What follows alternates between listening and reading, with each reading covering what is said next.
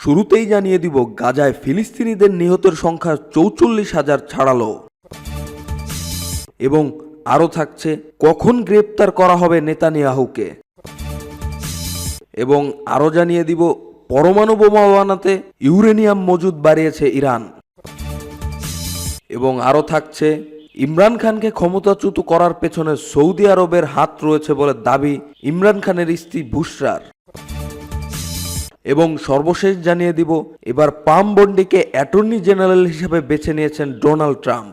শুনছিলেন সংবাদ শিরোনাম, এবারে বিস্তারিত।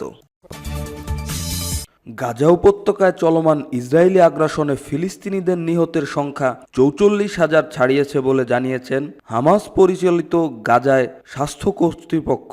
এক বিবৃতিতে কর্তৃপক্ষ জানিয়েছেন ২০২৩ সালের অক্টোবরের ফিলিস্তিনি ইসরায়েলি সংঘাত শুরু হওয়ার পর থেকে গত ২৪ ঘন্টায় ইসরায়েলি সামরিক বাহিনী আরও ৭১ জনকে হত্যা করে ও ২৭৬ জনকে আহত করেছে। এর ফলে মোট নিহতের সংখ্যা বেড়ে দাঁড়িয়েছেন ৪৪,০৫৬ জনে। এই সময়ে আহত হয়েছেন ১,০৪,২৬৮ জন। এছাড়া সর্বশেষ হামলার পরে অনেক ধ্বংসস্তূপের নিচে আটকে পড়েছে অনেকে। অ্যাম্বুলেন্স ও উদ্ধারকারী দল তাদের কাছে পৌঁছাতে পারছে না বলে বিবৃতিতে বলা হয়েছে। ফিলিস্তিনি শরণার্থীদের জন্য জাতিসংঘের ত্রাণ ও কর্মসংস্থার কমিশনার জেনারেল ফিলিপ লাজারিনি এক্স পোস্টে বলেছেন, গাজা উপত্যকায় ৮০% এখন উচ্চ ঝুঁকিপূর্ণ এলাকা। ওইসব এলাকার মানুষের নিরাপত্তা ও অস্তিত্বহীনতার মধ্যে বসবাস করছেন। তিনি বলেন, গাজায় উত্তরাঞ্চলের মানুষ কঠোর অবরোধের মধ্যে রয়েছেন। যুদ্ধের দুষ্টু চক্রে পড়ে তারা জীবন বাঁচাতে ছোটাছুটির মধ্যে রয়েছেন। ৪০ দিনের বেশি সময় ধরে ওই অঞ্চলটি মানসিক সহায়তার থেকে বঞ্চিত রয়েছে। অনিরাপদ রুটের কারণে গাজা জুড়ে সামান্য ত্রাণ সরবরাহ করা কঠিন হয়ে পড়েছে জানিয়েছেন। উপত্যকায় নাগরিক শৃঙ্খলা পুরোপুরি ধ্বংস হয়ে গেছে। আন্তর্জাতিক ফৌজদারি আদালত আইসিসি ইসরায়েলের প্রধানমন্ত্রী বেনিয়ামিন নেতানিয়াহু এবং দেশটির সাবেক প্রতিরক্ষামন্ত্রী ইয়োব গ্যালান্টনের বিরুদ্ধে গ্রেপ্তারি পরোয়ানা জারি করার পরে প্রশ্ন উঠেছে তা কিভাবে কার্যকর করা হবে। বিশেষজ্ঞরা বলছেন, আইসিসির ওই নির্দেশের পর রোম চুক্তির সাইকারী দেশগুলোর জন্য তাদের গ্রেপ্তার করা বাধ্যতামূলক বিষয়ে পরিণত হয়েছে। রোম চুক্তিতে সই করেছে ১২৪টি দেশ। ফলে এই ১২৪টি দেশ নেতানিয়াহুকে গ্রেপ্তার করতে বাধ্য। আর গ্রেপ্তারের পর বিচারের জন্য তাকে আইসিসির কাছে হস্তান্তর করতে হবে। আইসিসির বিধান অনুযায়ী অনুপস্থিতিতে বিচার হয় না। আবার পরোয়ানা কার্যকর করার ক্ষমতাও আইসিসির নেই। সন্দেহভাজনকে গ্রেপ্তার করে সম্পূর্ণ করার দায়িত্বটি সদস্য দেশগুলোই পালন করতে হয়। এই রায়ের ফলে নেতানিয়াহু ও গ্যালান্টের সফর কমে যাবে, ঠিক যেমনটি হয়েছিল রাশিয়ার প্রেসিডেন্ট ভ্লাদিমির পুতিনের ক্ষেত্রে। তার বিরুদ্ধেও আইসিসি গ্রেপ্তারি পরোয়ানা জারি করেছিল। এছাড়া এই গ্রেপ্তারি পরোয়ানার প্রেক্ষাপটে দেশ ও সমস্যায় পড়বে নেতানিয়াহু। তার বিরুদ্ধে দেশে মামলাগুলো চাঙ্গা হয়ে পড়বে। ইসরায়েলের বর্তমান সরকার নেতানিয়াহু বা গ্যালান্টনকে আদালতের কাছে সোপর্দ না করলেও ভবিষ্যতের কোনো সরকার করতে পারে। তবে নেতানিয়াহু কিংবা গ্যালান্টনকে হাজির করতে না পারলে ফিলিস্তিনিদের জন্য এটি নৈতিক জয় বলে বিবেচনা করে যাচ্ছে।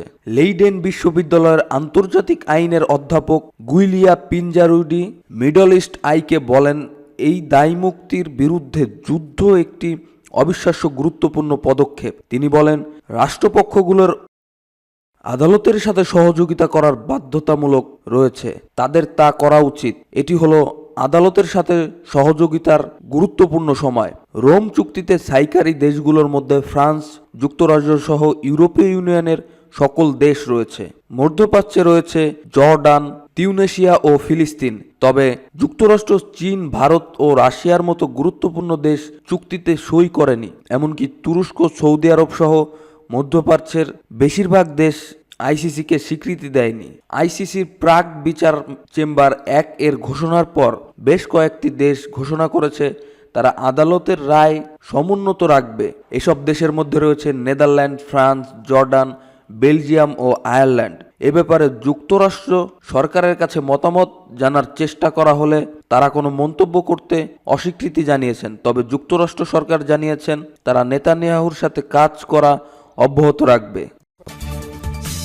পারমাণবিক বোমা বানানোর জন্য ইউরেনিয়াম সমৃদ্ধি ব্যাপকভাবে বাড়িয়েছে ইরান। বুধবার ২০ নভেম্বর ভিয়েনায় আন্তর্জাতিক পারমাণবিক শক্তি সংস্থার প্রধান রাফায়েল গ্রাসি ইরানের ইউরেনিয়াম সমৃদ্ধকরণকে সঠিক পথে কংক্রিট পদক্ষেপ হিসাবে স্বাগত জানিয়েছেন। তিনি বলেন, ইরান তাদের উচ্চহারে ইউরেনিয়াম সমৃদ্ধীকরণ বন্ধ করার পদক্ষেপ নিয়েছে।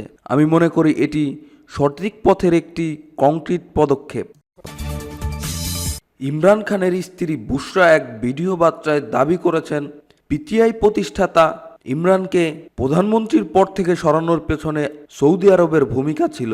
২০২২ সালে অনাস্থা ভোটের মাধ্যমে প্রধানমন্ত্রীত্বের দায়িত্ব হারান ইমরান খান। সামাজিক যোগাযোগ মাধ্যমের পিটিআই এর পেজে বুশরার একটি ভিডিও বার্তা শেয়ার করা হয়েছে, যেখানে তিনি অভিযোগ করেছেন, যখন ইমরান খান খালি পায়ে মদিনায় যান তখন তৎকালীন সেনাপ্রধান জেনারেল কামার জাভেদ তাদের কাছ থেকে ফোন কল পান।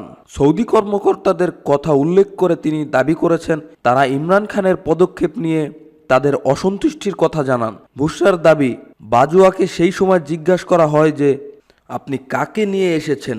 এমন ব্যক্তিত্বের লোক আমরা পছন্দ করি না। বুশরার অভিযোগ, এরপর থেকেই তারা আমাদের বিরুদ্ধে প্রচারণা চালু করে এবং ইমরান খানকে ইহুদির এজেন্ট বলা শুরু করে। এছাড়া গতকালের ভিডিও বার্তায় বুশরা ইমরান খানের ডাকা আগামী রবিবারে ইসলামাবাদে আন্দোলনে পিটিআই সমর্থকদের আসার আহ্বান জানান। বুশরা বলেছেন, প্রত্যেকের উচিত ২৪ নভেম্বরের বিক্ষোভে যোগ দেওয়া। কোনো শর্তেই আন্দোলনের এই তারিখ পরিবর্তিত হবে না। ভিডিও বার্তায় বুশরা বলেছেন, আমাদের বিক্ষোভ আইন ও সংবিধানের সঙ্গে সংগতিপূর্ণ হবে। আইন অনুযায়ী শান্তিপূর্ণ প্রতিবাদ করতে কাউকে বাধা দেওয়া যাবে না।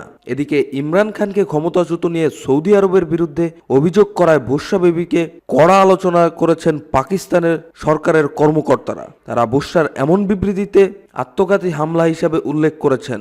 এই বিবৃতির ফলে পাকিস্তান ও সৌদি আরবের সম্পর্ক প্রভাব পড়বে বলে জানান পাকিস্তানের সরকারি কর্মকর্তারা।